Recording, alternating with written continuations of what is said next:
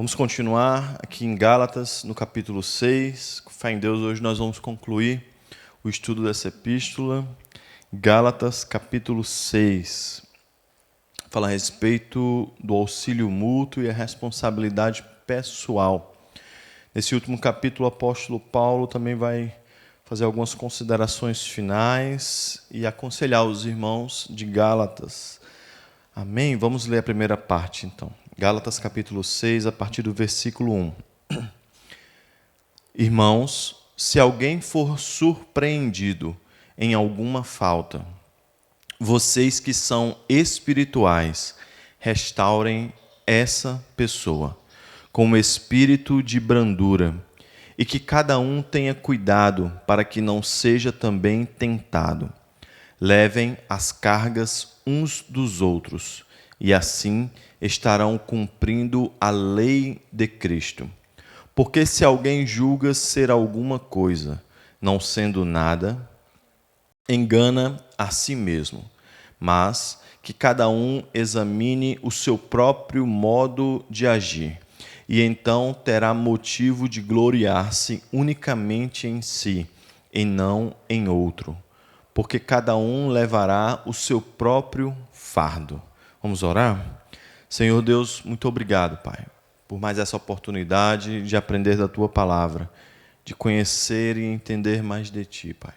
Obrigado por esses dias que estamos juntos aqui, estudando essa epístola, meu Deus, que o Senhor tem nos ensinado tanto, Pai.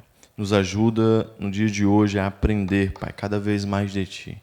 A Tua vontade, meu Deus, o que o Senhor deseja e almeja para os nossos corações. Abençoe esse estudo com a direção do Teu Espírito Santo.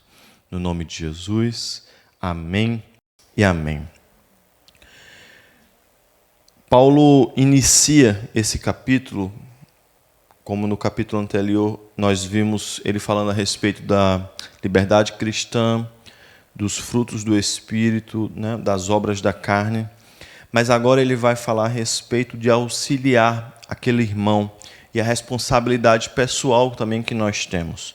Mas a verdade, irmãos, é que como nós devemos proceder, confrontar alguém que foi surpreendido no pecado, na prática, vivendo nessa prática. Aqui dá a entender que é algum irmão na fé que convive com eles e que por algum motivo foi pego, caiu nessa prática, né, de viver no pecado.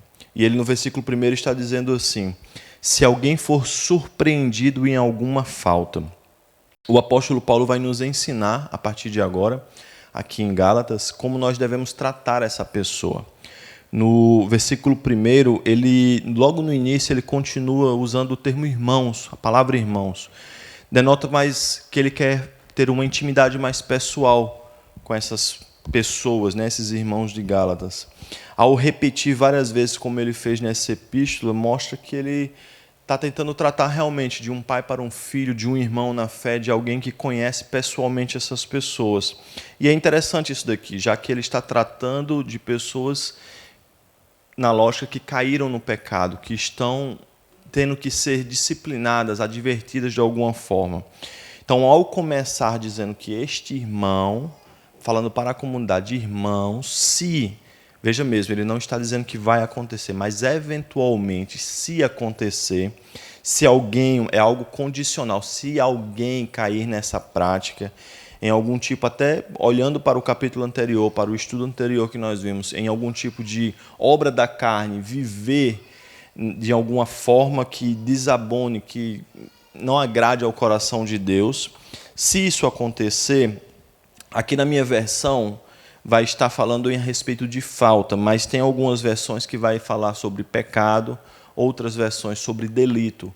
Então, o entendimento aqui é que se alguém está em pecado, se alguém cometeu algum delito, se alguém está em falta com outra pessoa, algo que cometeu, Paulo agora vai olhar para estas pessoas que fazem parte dessa comunidade cristã, que não estão na mesma prática, e dizer para eles: olha, vocês são espirituais.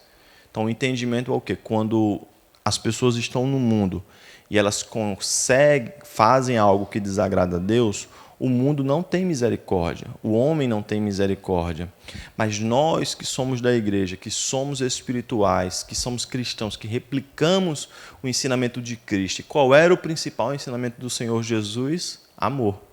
Então, ele está dizendo, vocês que são espirituais, restaurem essa pessoa. E aí ele vai usar um termo aqui, com espírito de brandura. Interessante isso, porque nos frutos do Espírito, ele fala muito a respeito de mansidão, domínio próprio. A lógica, irmãos, de quem está na comunidade, quando vê alguém cometendo alguma falta, como ele usa aqui, algum delito, algo, é se irritar. É querer disciplinar aquela pessoa a todo custo, é querer usar de uma força desnecessária com ela. Quantas vezes nós não vimos pessoas sendo usadas para ser feitas de exemplos para outras, né? Pronto, essa pessoa vai receber essa disciplina para assustar outras pessoas para que nunca mais isso aconteça. Eu, na minha caminhada cristã, principalmente quando eu me converti no início, eu vi muitas pessoas sendo expulsas da igreja, expulsas do ministério. Eu concordo que nem todas as pessoas estão aptas para o altar, nem todas as pessoas estão aptas para o ministério. Mas uma vez que fechar as portas para aquela pessoa, há um extremo aqui que nós devemos entender. Então, Paulo está olhando para essas pessoas e nós vamos ver o contexto que ele estava vivendo. Pessoas estavam negando a cruz de Cristo, negando a salvação pela graça, olhando para a salvação pelas obras. Paulo está olhando para essas pessoas e está dizendo, vocês que são espirituais, vendo que o irmão caiu com algum tipo de falta, de delito, de pecado, vocês devem ter calma, um espírito de brandura, vocês devem confrontar sim ele, mas com amor. Essa pessoa precisa ser o quê? Restaurada. Então, irmãos, todos nós conhecemos pessoas que se desviaram do caminho correto. Não é impossível de você conhecer alguém que estava na igreja, que saiu da igreja, que se desviou, que caiu pecados às vezes de adultério, pecados sexuais, pecados da carne, que se afastou, que se desiludiu com a igreja, que amou o mundo de um a outro extremo. Estas pessoas, elas devem sim ser confrontadas com o seu pecado, elas devem sim ser advertidas do que estão fazendo. Não é para mentir, não é para tentar apaziguar nada, mas com um espírito de brandura. Queridos, veja que aqui tem muitos pais aqui na minha frente. Quando nós ensinamos os nossos filhos com um chicote na mão, eles vão ter medo da gente. Mas quando nós ensinamos a ele com amor, com respeito, eles não têm medo, eles têm o quê? Respeito. E nós não queremos medo de outras pessoas, nós queremos que essas pessoas nos respeitem, elas atendam o que nós estamos dizendo. Então, a melhor forma que você pode praticar, não só na igreja, mas na sua casa, é um espírito de brandura, como o apóstolo Paulo, de mansidão, de domínio próprio. Eu me recordo, há uns anos atrás, que eu conheci um casal que toda vez que eles discutiam, era uma gritaria dentro de casa, era um xingando o outro, aquela coisa horrível. E o homem sempre falava para mim, rapaz, mas eu estou certo no que eu estou falando. E eu dizia, você está certo, eu estou vendo a situação. Mas a forma como você entrega esta mensagem, ela nunca vai entender isso. Porque a forma como você fala é pior do que o que ela faz. Então, muitas pessoas, irmãos, elas estão corretas no que elas dizem. Mas a forma como elas têm entregado a mensagem, você às vezes está resolvendo algo com seu marido, com sua esposa, com seus filhos, e não é compreendido por essa pessoa. Muitos líderes na igreja não são compreendidos como eles falam, eles não são seguidos pelo seu liderado. Por quê? Porque aquela pessoa ela não consegue seguir aquela outra pessoa, porque ela não tem esse espírito de brandura, não tem sabedoria ao falar. Então, fica aqui um ensino do apóstolo Paulo para as nossas vidas. Nós precisamos restaurar, sim, essas pessoas através da palavra, da verdade, mas não precisamos usar de termos, de adjetivos pejorativos ou de uma luta, algo desproporcional. Já ouviu aquela história de quem bate na mesa e precisa dizer que é rei, meu irmão? Não é rei, já perdeu a coroa há muito tempo. Amém? No versículo 2 aqui, continuando, ele vai dizer aqui, olha, e que cada um, versículo 1, a segunda parte, que cada um tenha cuidado para que não seja também tentado. Há um outro aspecto também. Existem na igreja irmãos que são muito santos, que acham que não estão aptos, por algum motivo, a cair na tentação ou no pecado. E esses irmãos, por serem santarrões demais, eles julgam os outros. Quando em Mateus 7:1, Jesus disse: não julgueis para não serem julgados. Tirai primeiro a trave que está no teu olho para retirar o cisco que está no olho do teu irmão. Então, entenda isso daqui. Todos nós sofremos tentações diárias. Nós vivemos em uma constante batalha, uma guerra espiritual. O inimigo das nossas almas nos tenta. E ele não vai te tentar com o que você não gosta. Ele te tenta com o que você gosta. Tem pessoas que têm uma aptidão maior para dinheiro, para poder, para coisas relacionadas à carne. É nesse tipo de aspecto que ele vai tentar você. Então, aquele que está na igreja, que é espiritual, ele não pode achar que ele vai viver numa constante paraíso, que nada vai acontecer contra ele. Paulo está olhando aqui e está dizendo: tenha cuidado, vigie, meu irmão. Tem versículos da Bíblia que diz: aquele que está de pé, vigie para que não caia. Ande atento, ore em todo tempo, viva no Espírito, para que você não caia nisso. Então, precisamos entender isso, irmãos, que a igreja ela não é um tribunal de condenação. Nós não somos juízes. Precisamos sim pregar a palavra. Venha como você está. Mas uma vez que você chegou aqui, meu irmão, sente, aprenda e mude a sua vida. Mas nós não somos nós que vamos transformar essas pessoas. É a palavra de Deus, é ela quem vai libertar. Mas sim uma comunidade. Uma vez que nós não somos esse juiz, nós não somos esse tribunal, aqui nós somos uma comunidade, como o apóstolo Paulo está dizendo, para restaurar essas pessoas. Mas também devemos estar atentos, porque a tentação é para todos. Não é impossível, irmãos, que você já tenha visto na sua vida homens espirituais caindo. Homens santos. Você já deve ter visto isso. Pregavam bem, cantavam bem, eram espirituais, eram usados com dons. Homens e mulheres, jovens, que Deus usou de uma forma poderosa, que caíram no pecado, na prática do pecado, se afastaram. Então, aquele que está de pé, vigie para que não caia. No versículo 2 em diante do capítulo 6 de Gálatas, ele vai dizer assim: levem as cargas uns dos outros, e assim estarão cumprindo a lei de Cristo. Um cristão cai diante de uma tentação que o colheu de surpresa, e imediatamente os outros cristãos, como nós vimos, devem procurar um meio de restaurar esse irmão caído. Já que no versículo 2, Paulo vai falar a respeito de um fardo desses irmãos. O fardo dele vai ser o seu fardo. Então, alguns irmãos caem, se distanciam, muitas vezes não é apenas pelo pecado, é pelo cansaço, é pelas lutas do dia a dia, é pelo desânimo que a vida proporciona para ele. Ele tem lutas no trabalho, ele tem lutas na sua casa, ele tem lutas no dia a dia, e aquilo sobrecarrega ele, o fardo, o jugo está pesado sobre a vida dele. Uma vez que ele está cansado, uma vez que ele está pesado, o que é que ele faz? Ele se afasta da presença do Senhor. Paulo agora no capítulo 6, no versículo 2 de Gálatas, ele está nos ensinando. Nós devemos dividir este fardo com o irmão. Então você que vê o irmão necessitado com algo e tendo as condições não o auxilia, não está cumprindo o papel que o apóstolo Paulo, Jesus Cristo, nos ensinou. Porque o fardo de uma comunidade cristã não é apenas de uma pessoa, é de toda a comunidade. Então, se o irmão, muitas vezes nós não podemos auxiliar ele financeiramente, mas nós podemos auxiliar intercedendo pela vida dele. Muitas vezes, irmãos, o irmão não está precisando de dinheiro, de um carro, de uma moto, de uma casa, mas precisa de um abraço, precisa de uma palavra de conforto. Mas tem pessoas que não têm essa palavra, ela tem dureza no coração, tem julgamentos, é um tribunal ativo todo o tempo para julgar aquela pessoa. Então, às vezes, um abraço, irmãos, uma palavra, um conforto, vale muito mais do que uma atitude de dinheiro, de qualquer outra coisa que nós podemos fazer.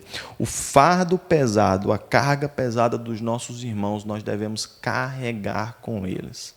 Então, se você vê alguém na igreja, irmãos, passando por algum tipo de dificuldade, você não vai conseguir resolver tudo, mas o pouco que você fizer, você está dividindo isso com ele, cumprindo a palavra de Deus. Levem as cargas uns dos outros, e assim vocês estarão cumprindo a lei de Cristo, que é o quê? Amar, irmãos. Ajudar, auxiliar, cuidar um dos outros.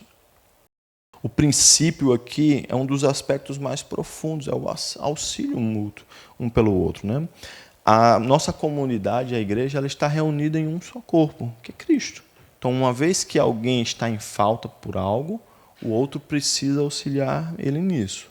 Porque se alguém julga, versículo 3, ser alguma coisa, não sendo nada, engana a si mesmo. Porque se alguém julga ser alguma coisa não sendo nada, se engana a si mesmo. Aí é o apóstolo Paulo, no meu entendimento aqui, ele está dizendo que não tem nenhum crente tem o direito, né, de, como eu posso usar aqui, de se considerar ser algo mais do que ele é. Existe o pecado do orgulho, da vaidade. Muitas vezes alguém acha que é algo que não é.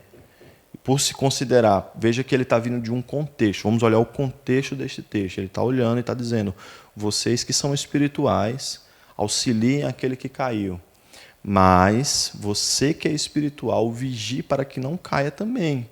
Então, você que é espiritual, que está vendo alguém carregando um fardo pesado, tendo a condição, deve auxiliá-lo. Nesse contexto, ele está olhando para essas pessoas e está dizendo: você que não está fazendo isso, se julga ser mais do que é. Então, não deve fazer. Não é nada. A si mesmo você está se enganando, porque cada um levará aqui o seu fardo. Então, isso faz um contraste com o conceito daquele tempo, né? O apóstolo Paulo está dando a entender que o crente que alega ser alguma coisa, eu sou isso, eu faço aquilo, quantos irmãos a gente vê, eu prego demais, eu canto demais, sem mim isso não vai andar, sem mim não sei o quê. Meu irmão, a igreja é de Cristo, Deus é quem levanta. Olha, fulano vai, cicrano vem. Meu irmão, Deus é quem capacita. Deus, a igreja é dele, irmão, não somos nós. Ninguém prega demais, ninguém canta demais. Foi um dom, um presente que o Senhor te deu. Use ele bem, porque o Deus que deu é o Deus que toma, meu amado. Então, se nós não zelarmos pelo que o Senhor nos concedeu, nós não estamos aptos para usar, porque nós somos mordomos dele, não é nosso. Não somos nós que fazemos algo, é ele que nos permite fazer através da sua graça. No versículo 4 em diante, ele vai dizer que, mas que cada um examine a si mesmo. Cada um examine o seu próprio modo de agir, e então terá motivo de gloriar-se unicamente em si e não no outro. Tem um contexto aqui que o apóstolo Paulo, né, que ele usa no 1 Coríntios capítulo 11, versículo 28, que é um texto muito conhecido que nós usamos para a Santa Ceia. Normalmente, você quando lê esse texto, você vai ver que cada um examine-se a si mesmo. E aí, veja se está apto para comer o pão e o cálice do Senhor. A ideia, irmãos, que a maioria das pessoas fazem é que no dia da ceia, no momento que o pão entrega, ele deve se examinar. Mas esse escrutínio deve ser diário. Nós precisamos diariamente nos examinar, ver se estamos fazendo a vontade de Deus. O apóstolo Paulo está olhando para eles aqui em Gálatas e está dizendo: se examine, veja o seu modo de agir. Se você não suporta o seu irmão nas dores dele, se você não auxilia aquele que caiu, se você está se achando demais no que Deus te colocou, olhe o seu modo de agir. E aí você vai ver que não é isso tudo que está achando. No contexto, no segunda parte que ele está dizendo aqui, e aí sim você vai ter uma forma de se gloriar unicamente em si e não em outro, porque você está vendo que não é o que você acha que é. Porque quando nós nos examinamos, nós vemos que nós não somos o quê? Perfeitos, que nós temos falhas, pecados. A diferença, irmãos, é que aquele irmão foi exposto e muitos não são. A diferença é que aquele irmão foi fraco, mas poderia ser com qualquer outro, porque ele não vigiou. Mas outros também não vigiam, mas a graça do Senhor o alcança. Então, uma vez que nós não cumprimos esse papel, irmãos, nós precisamos nos examinar. E olha, queridos, ao fazermos isso, nós podemos alinhar a direção das nossas vidas. Se muitos, quando saem de casa, muitos, quando voltam, fizessem uma alta análise do seu dia, de como foi, do que fizeram, das práticas que cometeram, irmãos, eles estariam mais santos, mais perto de Deus. Mas a verdade é que nós não nos examinamos e nós não gostamos de ser corrigidos. Se alguém é chamado para uma correção com amor, com brandura, com respeito, ele se irrita, a pessoa se irrita, não gosta. Poucos têm um espírito brando que aceita algo que vem de alguém. Mas, em contrapartida, o apóstolo Paulo também não está nos ensinando. Ele não está dizendo aqui, olha, vocês todos restaurem ele. Não. Vocês que são espirituais. Então, nem todos estão aptos para falar, nem todos estão aptos para corrigir, porque o apóstolo Paulo está dizendo, são os espirituais, são os que andam com Deus, os que conhecem a Deus, os que têm a presença de Deus na vida deles. E para isso nós precisamos pagar o preço diário da renúncia, da comunhão com Cristo. No versículo 5 ele vai dizer que cada um levará o seu próprio fardo. É importante nós entendermos isso aqui. Vamos compartilhar isso. Uma coisa é nós compartilharmos as dores. Uma coisa é nós auxiliarmos nas dificuldades do nosso irmão. Mas nós precisamos compreender que a responsabilidade dos nossos atos é nossa. Então, eu te auxilio nas tuas dores. Quase que diariamente eu recebo pedidos de oração. Ore por mim, pastor. Estou com dor. Ore pela minha mãe, ore pelo meu pai, ore pelo meu marido. Vou na casa das pessoas, oro. E terceiro, tudo certo. Auxilio você nas suas dores. Mas no seu pecado, meu irmão, o arrependimento é seu. Porque quando eu cometo os meus pecados, eu me arrependo. Então ninguém faz isso por mim, somos nós quem fazemos. Nós é quem precisamos restaurar. Então não vamos confundir as coisas. O seu fardo diário de arrependimento, de comunhão com o Senhor, é você, esse preço, amados, ninguém vai pagar por você. É você quem deve fazer, é você quem deve confessar o seu pecado, é você quem deve se arrepender dele. Então não delegue isso para ninguém. Essa comunhão, esse preço a ser pago é seu. O auxílio dos santos sempre vai existir na sua vida, mas tem coisas que foram delegadas apenas a você. E muitos que estão na igreja, irmãos, estão enganados, porque não se arrependem dos seus pecados, vivem uma vida contínua, monótona, nas mesmas práticas, vem como está e não muda, não há uma restauração, porque nunca houve um entendimento de que precisa de um arrependimento verdadeiro. E sem o arrependimento, irmãos, sem a santidade que vem do arrependimento, é impossível ver a Deus. Então, nós podemos sim carregar os fardos uns dos outros, mas nós não podemos carregar as responsabilidades deles. Cada um tem a sua responsabilidade e deve arcar com ela. Vamos para a segunda parte aqui do texto, Gálatas capítulo 6, no versículo 6. Esse texto é muito conhecido, porque nós usamos bastante ele nas ofertas, né? Quando vai retirar os dízimos. Vai falar a respeito do que a pessoa semear, isso também ela colherá. Mas aquele que está sendo instruído na palavra, compartilhe todas as coisas boas com aquele que o instrui. Não se enganem, de Deus não se zomba, pois aquilo que a pessoa semear, isso também colherá. Quem semeia para a sua própria carne, da carne colherá corrupção. Mas quem semeia para o Espírito, do Espírito colherá vida eterna. E não nos cansemos de fazer o bem, porque no tempo certo faremos a colheita, se não desanimarmos. Por isso, enquanto tivermos oportunidade, façamos o bem a todos, mas principalmente aos da família da fé. Serviço e semear no reino de Deus.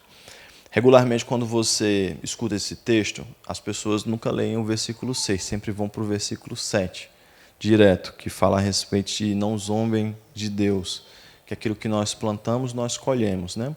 Mas o versículo 6, ele me chamou a atenção aqui, porque ele vai dizer assim, mas aquele que está sendo instruído, ensinado, catequizado, que está aprendendo de um mestre, de um líder, de um pastor, de um ministro, Paulo agora vai dizer para eles, este daqui que tem a palavra compartilhada com ele, que é ensinado, deve também compartilhar as coisas boas com aquilo que o instrui. Na primeira parte, o apóstolo Paulo está falando de um auxílio mútuo, de uma responsabilidade pessoal de cada um. Mas agora ele vai falar de um serviço, veja mesmo, que é de semear no reino de Deus. A igreja, irmãos, ela é uma comunidade que compartilha bênçãos. A sua bênção se estende para todos. Entenda isso daqui. Quando você é abençoado, as pessoas se alegram com isso. Por isso que quando nós ouvimos um testemunho, nós nos alegramos com aquilo. Quando alguém diz que uma porta de emprego se abriu, que ele comprou algo, que ele foi curado, ele foi abençoado e nós somos abençoados com isso. Mas agora, aqui, o apóstolo Paulo está falando que esta parte nos traz alguns alertas que nós precisamos entender. No versículo 6 em diante, ele, no meu entendimento, vai dividir, e eu lendo um comentário bíblico do John Stott, que é um comentarista, ele fala que há 3 esferas na experiência cristã, nos quais Paulo vê o princípio de uma semeadura cristã. Primeiro, o ministério cristão. Segundo, a santidade cristã. E terceiro, a prática do bem. No versículo 6, ele está falando a respeito de ser instruído na palavra e de compartilhar com quem o instrui. A ideia aqui se diz a respeito de um ensino oral, aquele que te ensina, que te discipula, que se importa com você, que te instrui na palavra, que é um mestre, que é um pastor, um líder, que, vamos dizer um termo mais antigo, que era uma catequese que as pessoas faziam, e quem fazia essa catequese, ou quem faz até hoje. Nesta parte, né, se nós olharmos para o contexto de hoje que nós vivemos, seria o líder da igreja, os líderes da igreja, os pastores, os mestres. Regularmente, o mestre é aquele que ensina mais, quem está mais apto para pregar a palavra.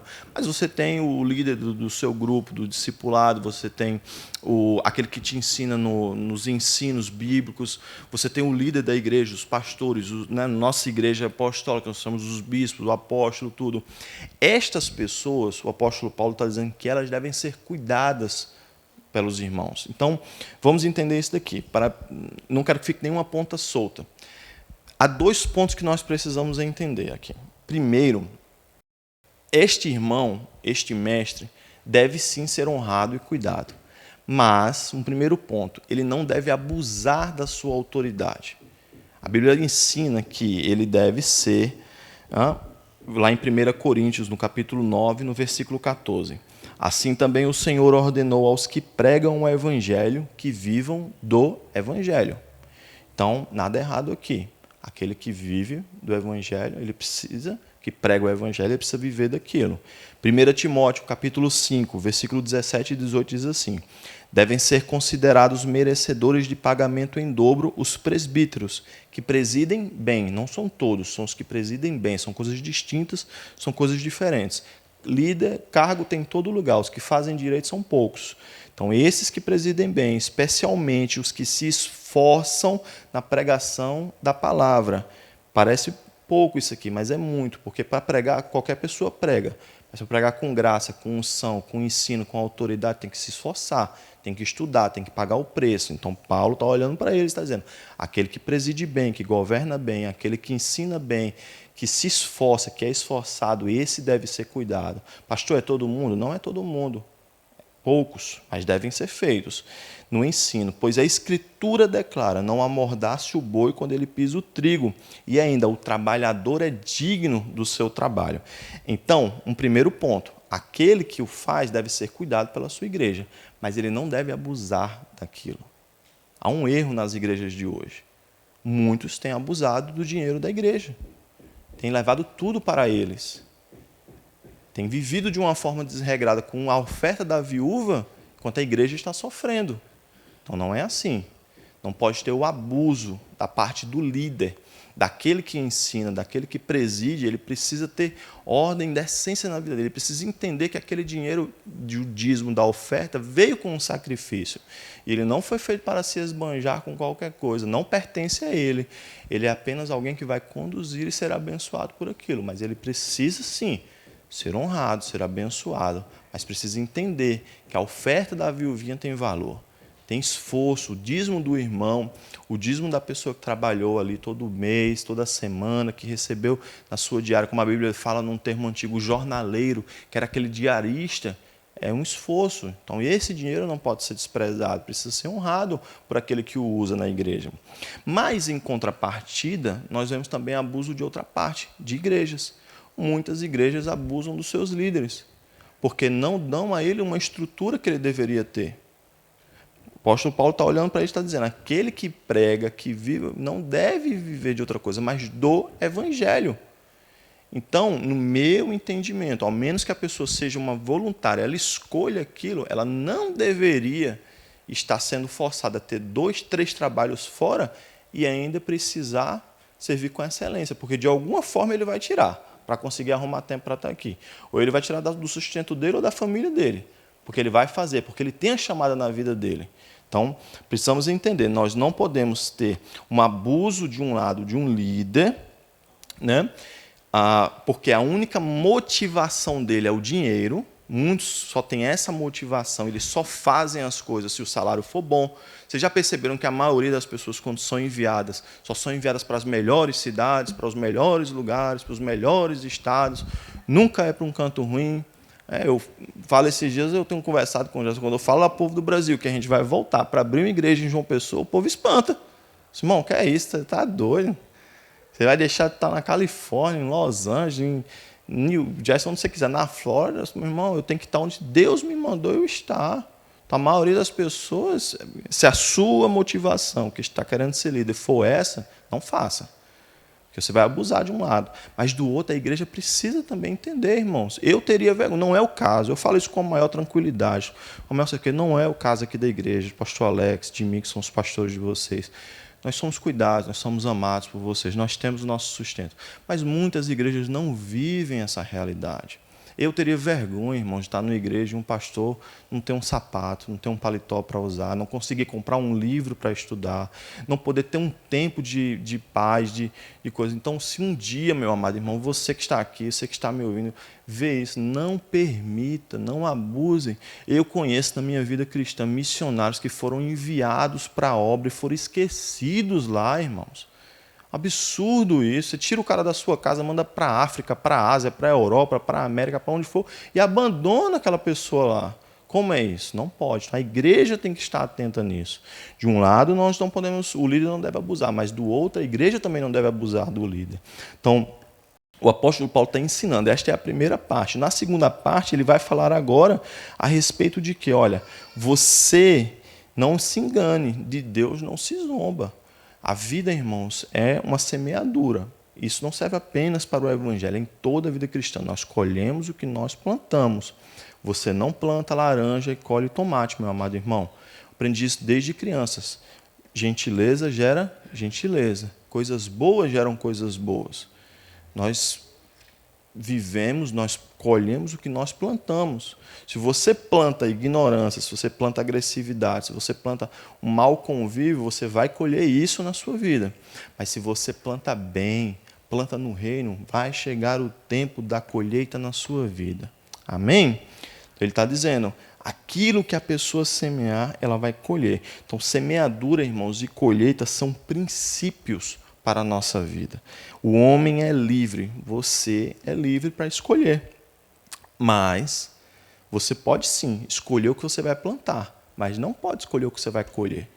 Então, se você tem a liberdade para escolher a sua plantação, saiba que você não tem a liberdade para escolher as consequências dessa plantação. Então, eu te aconselho, plante bem, plante com amor, plante com fé, e os frutos dessa plantação serão abençoados. Aqui ele vai usar o termo zombar e escarnecer em algumas versões, né? É aquele que não tem apreço, não tem respeito, que fala o que não deve, que faz o que não deve, que faz de todo jeito, que zomba, que não acredita.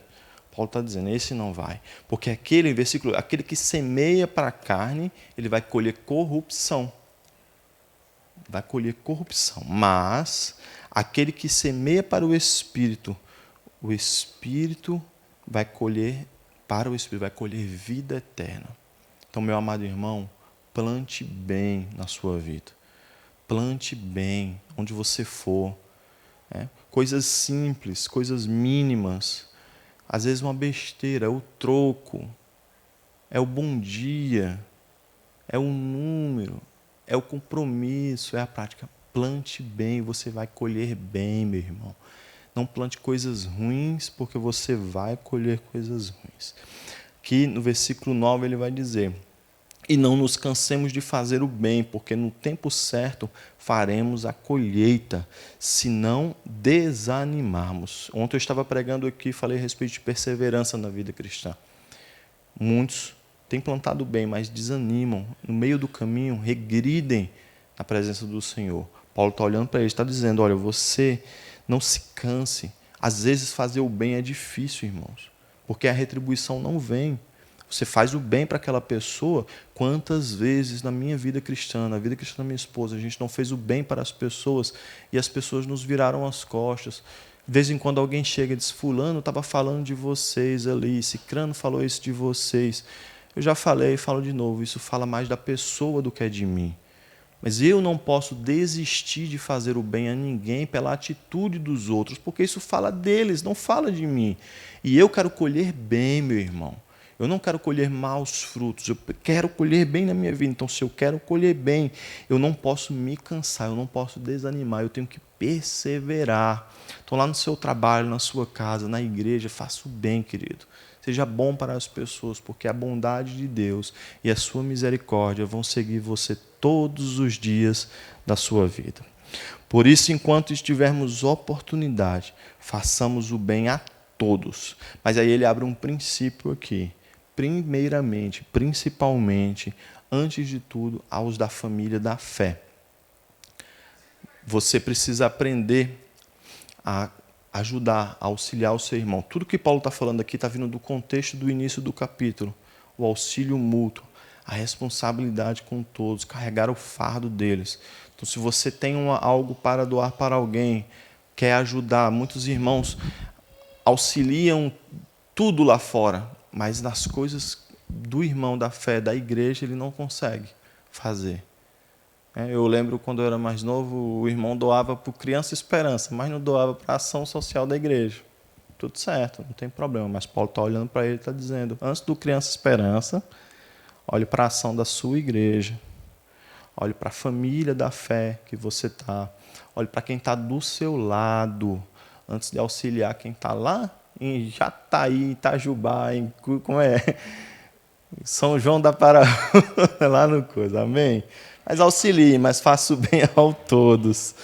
E aí que ele, para a gente concluir, ele vai falar uns conselhos finais e saudações aos irmãos de Gálatas.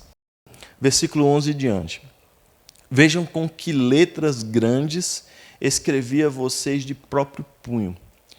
Todos os que querem ostentar-se na carne, esses querem obrigar vocês a se deixarem circuncidar e agem assim somente para não serem perseguidos por causa da cruz de Cristo. Pois nem mesmo os que se deixam circuncidar guardam a lei, mas querem apenas que vocês se submetam à circuncisão para que eles possam se gloriar na carne de vocês. Mas longe de mim gloriar-me, senão na cruz de nosso Senhor Jesus Cristo, pela qual o mundo está crucificado para mim, e eu estou crucificado para o mundo, pois nem a circuncisão é coisa alguma, e nem a incircuncisão, mas o ser nova criatura. E a todos que andarem em conformidade com esta regra, paz e misericórdia sejam sobre eles e sobre o Israel de Deus. Quanto ao mais, ninguém me moleste, porque eu trago no corpo as marcas de Jesus. A graça de nosso Senhor Jesus Cristo esteja com o espírito de vocês, irmãos. Amém. Paulo agora está finalizando a escrita, a sua carta. E este versículo 11, ele, depois de ter travado um embate com os judaizantes, com aquele povo que estava distorcendo, que estava perturbando a fé daqueles irmãos novos convertidos que estavam iniciando a sua caminhada na fé, Paulo vai a próprio punho dizer. O que é que acontecia aqui? Por que essa parte é importante? Porque provavelmente, irmãos, o apóstolo Paulo, ele tinha uma espécie de escriba, de secretário para fazer. Ele mesmo já ditou em algumas cartas, inclusive em Gálatas, que ele fala que tinha uma doença nos olhos. E era comum a escrita, o apóstolo Paulo era assim letrado, mas não era para todos daquele tempo. Era algo caro, era algo difícil, o papel, o papiro, a tinta para se fazer. Então, normalmente você tinha pessoas que faziam aquilo. Em outras cartas, nós vemos que alguém sempre auxiliava. Se você já prestou atenção aqui, ele vai dizer assim, Timóteo e eu e Timóteo, eu e Epafrodito, eu e alguém escrevemos essa carta à igreja. Ele está ditando, mas aquela pessoa está escrevendo. Dá um entendimento aqui que nesta parte ele está dizendo aqui, eu estou escrevendo com letras garrafais, letras maiúsculas para vocês. Quando a gente escreve algo com letra grande, é para chamar a atenção da pessoa, não é? Ele está dizendo, eu estou chamando a atenção de vocês com tudo isso que eu escrevi, para que vocês fiquem atentos ao que está acontecendo. Então, não era impossível que ele tivesse alguém que escrevesse as suas coisas, mas a próprio punho ele quis fazer, dada a importância da mensagem que ele estava dando para aquelas pessoas. E a importância desta epístola, como nós vimos nessas aulas todas, que foi a primeira que ele escreveu, foi um início, ele apresentou realmente o evangelho para essas pessoas, a salvação pela graça, a salvação para essas pessoas que conheciam, que estavam sendo perturbadas por ele. Então, provavelmente ele ditou esta epístola, esta carta a alguém, mas aí esta parte ele fez questão para atenar, para dar atenção a essas pessoas. No versículo 12 ele vai dizer que, olha, todos vocês que querem se ostentar na carne, esses querem obrigar vocês a se deixarem circuncidar. Para os mais novos que aqui estão, que é a circuncisão, era um corte que se dava no músculo masculino, né, no órgão masculino. Era uma marca que o hebreu, que o israelita tinha, dizendo que ele era de Deus, era uma separação. No Antigo Testamento isso tinha um propósito, era para isso. Com Jesus Cristo, toda aquela lei, toda aquela cerimônia foi cumprida em Cristo. Então, estes novos convertidos estavam sendo perturbados pelos judaizantes para fazerem esta prática, para dizer, olha, não basta apenas você crer em Jesus, você tem que fazer isso, isso. Então, Paulo está olhando para eles e está dizendo, vocês que fazem isso, vocês estão ostentando a carne, eles querem obrigar vocês a se mutilarem, a se cortarem por uma ostentação, para chegar lá fora e dizer, olha, eu fiz isso, eu cortei-me, eu me fiz para Deus, isso e aquilo.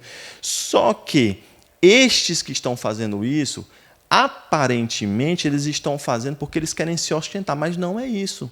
Paulo está expondo a verdade aqui, ele está dizendo, olha, eles não querem ser perseguidos pela cruz de Cristo. Porque, escute isso aqui, o evangelho sofre perseguição. Aquele que acredita na cruz do Senhor é perseguido. Por quê? Paulo está dizendo, porque a cruz naquele tempo era um sinal de maldição, de vergonha, era alguém que foi maltratado, que foi pego em algum crime. Aí você vai olhar assim, mas irmão, era Jesus. Claro que era Jesus, ele fez por nós. Então, quando nós ostentamos não a nossa carne, a cruz de Cristo, o mundo nos persegue. Porque para um mundo, irmãos, é impossível. Aquele que não é espiritual não entende as coisas de Deus.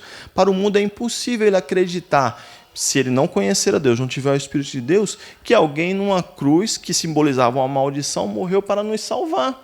Então, o que Paulo está olhando para eles e está dizendo, olha, vocês não estão fazendo isso daí, essa circuncisão, para mostrar que é de Deus. Vocês estão fazendo porque vocês têm medo da perseguição que a cruz de Cristo traz. E traz, irmãos. Você ser crente, ter posicionamento, traz perseguição para a sua vida. As pessoas se afastam de você, falam de você, negam você, perseguem você. Aqui nós temos uma liberdade cristã, mas tem lugares do mundo que você não pode ter Bíblia, não pode ir para culto, não pode ter palavra, porque eles sabem, eles aceitam de tudo, aceitam todo tipo de doutrina, mas o cristianismo não, porque sabe que se o cristianismo entrar naquele país, entrar naquela terra, muda e transforma aquele povo. Porque só a cruz de Cristo tem poder para nos libertar. Aí Paulo está olhando para isso, mas tem um preço para ser pago. Tem um preço, e o preço, muitas vezes, é a perseguição, é o castigo. Então ele está olhando para ele e está dizendo, mas vocês estão se deixando guardar, se submeter a essa circuncisão, porque tem medo. E aqui ele está dizendo, mas eu não me glorio na carne. Nós não nos gloriamos no nosso orgulho, nós não nos gloriamos no que nós somos, nós nos gloriamos na cruz de Cristo. É nela, meu irmão, é para ela que nós olhamos. Nos dias difíceis, nos dias tortuosos, nas perseguições que nós sofremos. A igreja sofre perseguições até hoje. Mas no mundo tereis aflições, mas tende bom ânimo, porque eu estarei contigo. Nós olhamos para a cruz de Cristo. Porque para nós, irmãos, ele está dizendo aqui no versículo 14... Eu não me glorio para mim, senão na cruz do nosso Senhor Jesus Cristo, pela qual o mundo está crucificado para mim. Então Paulo está olhando para esses judaizantes e está dizendo, eu não me importo de ostentar a minha carne, porque este mundo já morreu, meu irmão. Eu lá estou preocupado com o que estão falando de mim, de crente, de quem está na igreja. Olha, irmãos, eu já recebi comentários na minha vida dizendo, agora é crente, faz isso, faz aquilo. Eu dizia, quando eu era do mundo, que vivia na cachaça e no mundo, ninguém dizia nada. Mas agora que eu estou na igreja, servindo a Deus, fazendo o que Deus mandou para a minha vida, vocês estão me criticando. Porque o mundo é assim, queridos. Eles querem que você ostente a sua carne e não a cruz de Cristo na vida deles. Então, algo externo, eles querem a circuncisão, a mutilação, algum símbolo, mas não interno, porque o interno vem da cruz do Senhor e este produz mudança nas nossas vidas. Todos aqueles que foram mudados, transformados pelo Evangelho, pela cruz de Cristo, verdadeiramente se converteram, porque entende, eles não se gloriam mais na sua carne, mas no Senhor. Por fim, ele vai dizer aqui, olha, nem a circuncisão é coisa alguma, nem a incircuncisão, mas o ser nova criatura. Ele está olhando para esses irmãos, está dizendo, irmãos, tudo isso passou, tudo isso foi cumprido em um único propósito, que é Cristo. E para nós, Cristo significa nascer de novo, ser nova criatura. O Evangelho é isso, irmãos, é uma nova oportunidade, boas novas. E a todos que andarem em conformidade com essa regra, paz e misericórdia sejam sobre eles e sobre o Israel de Deus. Comentário aqui desse tanto judeus como gentios que se gloriam na cruz. Não há mais separação, tanto judeus como gentios. Nós que não conhecíamos a Deus e fomos abraçados por esse Deus, que nós nos gloriamos, não nas obras da carne, mas nessa cruz, nós somos o Israel de Deus, o povo de Deus. Irmãos, nós éramos como jambuzeiros bravos, balançávamos de um lado para o outro. Alguns negaram, não quiseram, um carpinteiro que se entregou, um Deus que se fez carne, mas nós o aceitamos. E ao nos aceitar, nós nos tornamos povo de Deus, filho de Deus, Israel de Deus. Então Paulo está olhando quanto ao mais. Isso aqui é muito forte, querido. Versículo 17. Quanto ao mais, ninguém me moleste, porque eu trago no corpo as marcas de Cristo. O apóstolo Paulo, nós nunca podemos esquecer, foi preso em Filipos, preso em Jerusalém, preso em Cesareia, preso em Roma. Foi chicoteado, apedrejado, torturado, preso, levado para calabouços, teve sua liberdade tirada, humilhado, a ponto de a sua própria vida as pessoas acharem que ele tenha morrido. Mas nada disso, irmãos, o afastou da cruz do Senhor, da cruz de Cristo. Então ele olha para esses irmãos e diz, não me perturbem com isso.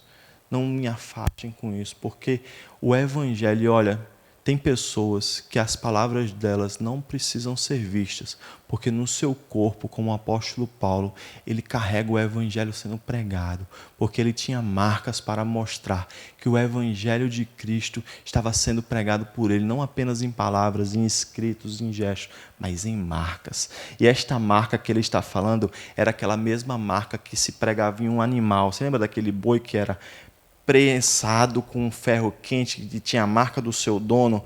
Lembra naqueles tempos de antigamente, quando você aprendeu na escola que aquele escravo era prensado com a marca do seu dono, que era a propriedade dele? Paulo está olhando para ele, dizendo, as marcas do meu corpo, dizendo que eu sou de Cristo, que eu sou da cruz de Cristo, que eu sou dele, eu pertenço a ele. Nada vai mudar isso. E aí, por fim, para concluir, ele entrega a bênção apostólica para a vida desses irmãos. E eu quero passar isso para você. Que a graça do nosso Senhor Jesus Cristo esteja com o espírito de vocês. Esteja com você, meu irmão, que está cansado. Esteja com você, minha irmã, que está abatida. Esteja com você que é perseguido pela cruz de Cristo. Esteja com você que largou tudo para seguir a esse Deus que te ama tanto e se entregou para te salvar. Com o espírito de vocês, irmãos. Amém. Que Deus abençoe vocês. Hoje nós concluímos essa epístola. Nós vamos ter outros estudos ainda esse ano. E eu rogo ao Senhor que não só esta carta, essa epístola, esse ensino, ele tenha fortalecido a sua fé diariamente. Irmãos, é por Cristo, não é por nossas obras. Lembre sempre disso. A maior mensagem que o apóstolo Paulo entrega aqui, ele fala do início ao fim. A graça do nosso Senhor Jesus Cristo. Nunca deixem que tirem isso de você. Não é por nós, é pela graça dele. Amém? Que Deus te abençoe, amado irmão.